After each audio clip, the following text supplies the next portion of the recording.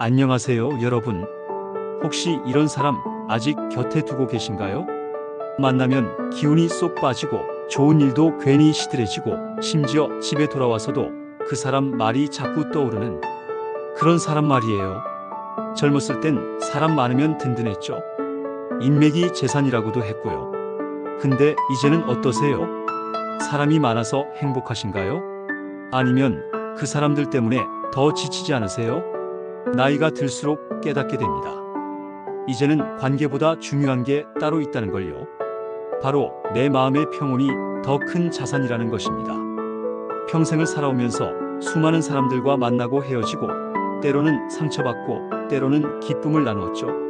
그런데 이제는 좀 다른 기준으로 사람을 선택해야 할 때가 온 것 같아요. 오늘은 노년에 반드시 멀리해야 할 인간관계 10가지를 이야기해 보려 합니다. 들으시면서 혹시 떠오르는 얼굴이 있다면 이제는 조금씩 거리를 두셔도 괜찮습니다. 그리고 댓글로 여러분의 경험도 꼭 나눠주세요. 같이 이야기해보면 훨씬 마음이 가벼워질 거예요. 먼저 첫 번째로 늘 부정적인 말만 하는 사람입니다. 여러분 주변에도 이런 분이 계실 거예요. 만날 때마다 하는 말이 요즘 세상엔 희망이 없어. 물가는 자꾸 오르고 젊은 애들은 예의가 없어. 이 나이에 그런 게 무슨 의미가 있겠어. 이런 말들이죠. 처음에는 공감도 하고 맞장구도 쳐줍니다. 그런데 매번 만날 때마다 이런 이야기만 나오면 어떻게 될까요? 집에 돌아가는 길에 왠지 모르게 기운이 빠져 있고 마음이 무거워져 있는 자신을 발견하게 됩니다. 이런 부정적인 말들은 마치 바이러스처럼 전염됩니다. 듣는 사람의 삶의 에너지까지 갉아먹어요. 우리가 평생 힘들게 살아왔는데 이제는 조금이라도 더 밝고 긍정적인 사람들과 남은 시간을 보내야 하지 않을까요?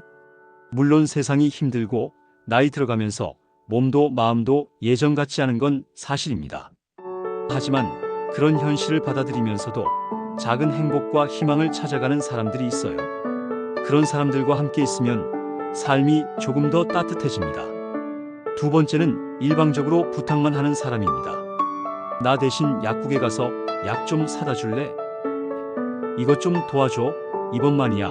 시간 되면 나 좀 병원에 데려다 줄 수 있어? 이런 부탁들이 처음에는 자연스럽게 느껴질 수 있어요. 친구니까 서로 도우며 사는 거 아니냐고 생각하죠.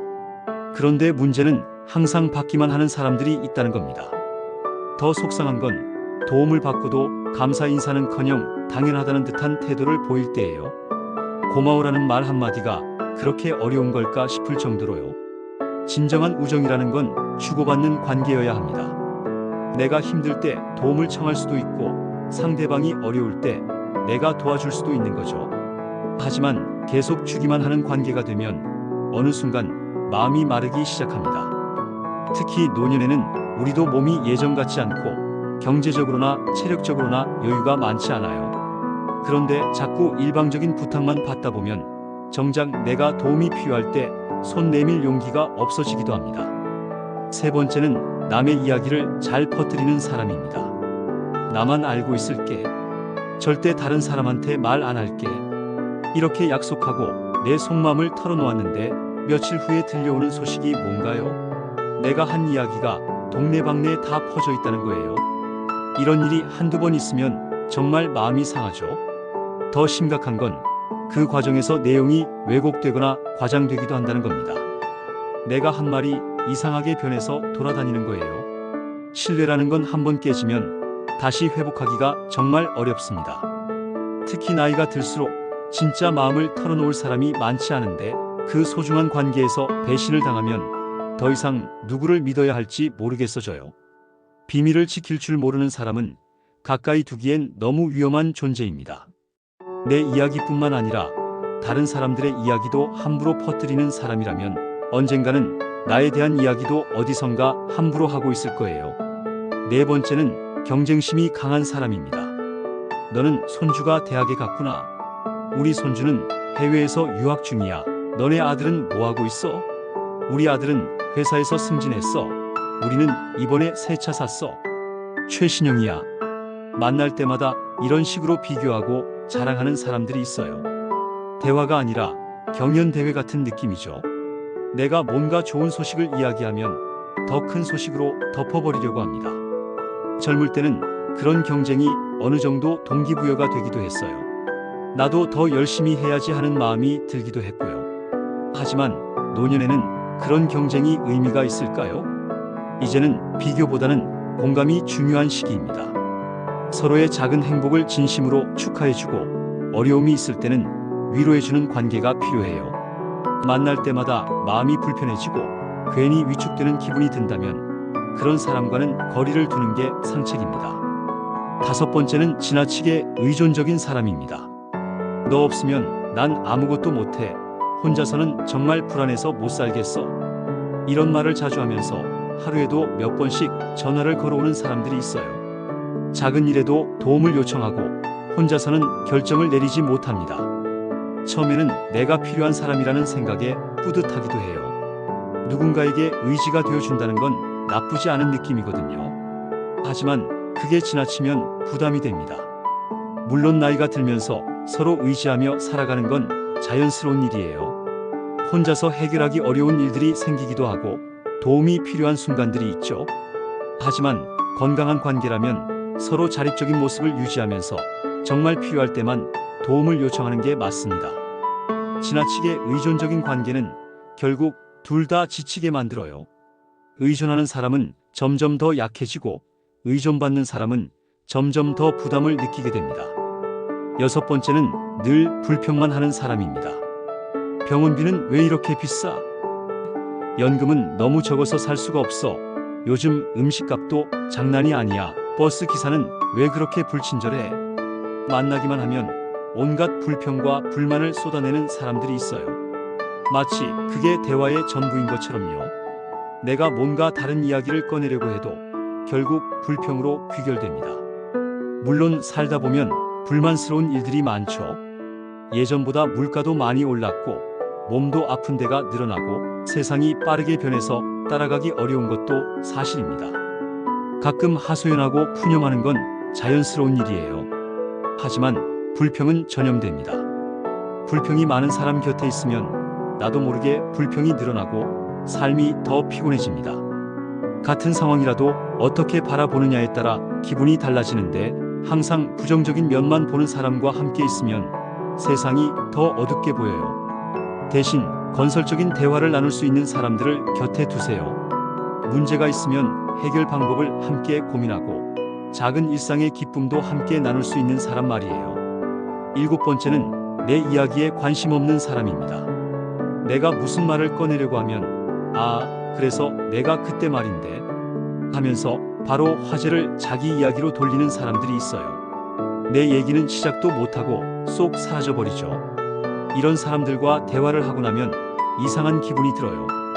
뭔가 내가 투명인간이 된 것 같다고 할까요?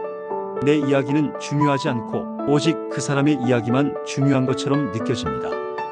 특히 나이가 들수록 내 이야기를 들어줄 사람이 중요해져요.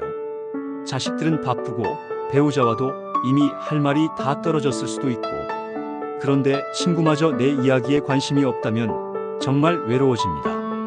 진짜 친구라면 내가 하는 이야기에 귀 기울여줘야 해요.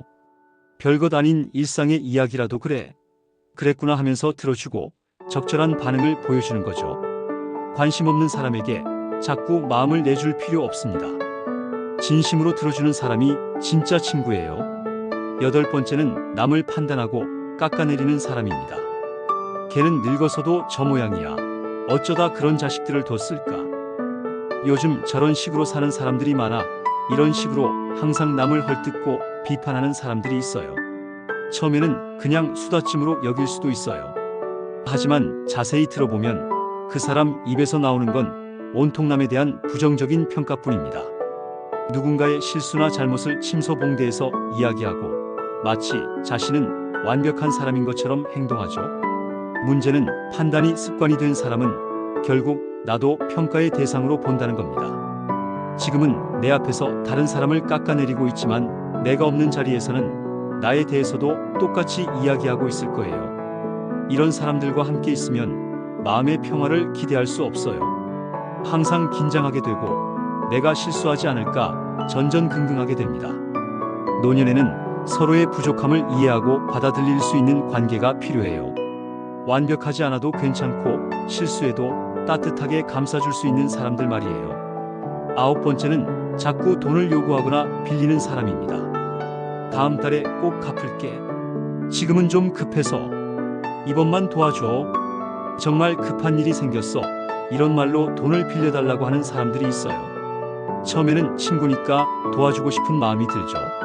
그런데 문제는 갚지 않는 경우가 많다는 겁니다. 갚기는커녕 연락조차 피하는 경우도 있어요. 그러면 돈도 잃고 관계도 잃게 됩니다. 더 속상한 건 시간이 지나면 또다시 돈을 빌려달라고 한다는 거예요. 마치 내가 ATM기인 것처럼 대하는 거죠. 돈 문제는 정말 관계를 망치는 독입니다. 아무리 가까운 사이라도 금전적인 문제가 개입되면 관계가 틀어질 수밖에 없어요. 특히 노년에는 경제적 여유가 많지 않잖아요. 연금으로 생활하거나 모아둔 돈으로 조심스럽게 살아가는 경우가 대부분이죠. 그런데 자꾸 돈을 빌려달라고 하는 사람이 있다면 내 노후 계획까지 흔들릴 수 있어요. 금전적인 부담을 주는 관계는 과감히 정리하고 경제적 독립을 유지하는 게 마음도 편안하고 관계도 건강하게 유지할 수 있는 방법입니다. 마지막 열 번째는 내 삶의 선택을 자꾸 간섭하는 사람입니다. 왜 그걸 배우려고 해? 그 나이에? 혼자 여행을 간다고? 위험해? 요가? 그런 거 하지 말고. 집에서 쉬어. 새로운 취미? 괜한 돈 쓰지 말고. 이런 식으로 내 삶의 모든 선택에 간섭하고 반대하는 사람들이 있어요. 마치 내가 뭘 하든 잘못된 선택인 것처럼 만들어버리죠. 나이가 들었다고 해서 도전할 권리를 포기해야 하는 건 아닙니다. 오히려 이제야 진짜 내가 하고 싶었던 일들을 할 수 있는 시간이 생긴 거예요. 새로운 것을 배우고 가보지 못한 곳을 여행하고 꿈꿔왔던 취미를 시작하는 것. 이 모든 게 노년의 특권이에요. 그런데 주변에서 자꾸 나이에 맞지 않는다. 위험하다. 필요 없다. 이런 말로 제재를 가한다면 어떨까요? 용기가 꺾이고 포기하게 되겠죠. 진짜 친구라면 내 선택을 지지해줘야 해요. 비록 걱정은 되더라도 조심해서 해봐. 재밌겠다. 응원할게. 이런 말로 격려해주는 거죠. 내 삶을 존중하지 않고 자꾸 통제하려고 하는 관계는 건강하지 않습니다. 나이에 맞는 자유와 자율성을 가져야 할 때예요. 자, 여기까지 중년 이후에 멀리해야 할 인간관계 10가지를 살펴봤습니다. 어떠셨나요? 혹시 주변에 이런 분들이 계시지는 않았나요? 물론 사람이라는 게 완벽할 수는 없어요. 우리 모두 때로는 부정적일 수도 있고 때로는 실수할 수도 있죠. 중요한 건 그런 모습이 그 사람의 전부가 아니라는 겁니다. 하지만 오래도록 변하지 않는 패턴이 있다면, 그리고 그 사람과 함께 있을 때 계속 불편하고 힘들다면 용기를 내서 거리를 두는 것도 필요해요. 노년은 새로운 시작입니다. 이제는 의무감으로 만나는 관계보다는 진짜 마음이 편한 사람들과 시간을 보내야 할 때예요. 사람보다 평화를 우선할 때입니다. 내 마음에 빛이 드는 사람, 함께 있으면 따뜻해지는 사람, 나를 있는 그대로 받아주는 사람, 그런 사람들을 곁에 두세요. 당신의 노년은 당신이 곁에 두는 사람들로 결정됩니다. 오늘 영상이 도움이 되셨다면 좋아요 버튼 눌러주시고 구독도 잊지 말아주세요. 그리고 댓글로 여러분의 생각과 경험도 함께 나눠주시면 정말 감사하겠습니다. 다음에도 더 좋은 내용으로 찾아뵙겠습니다. 감사합니다.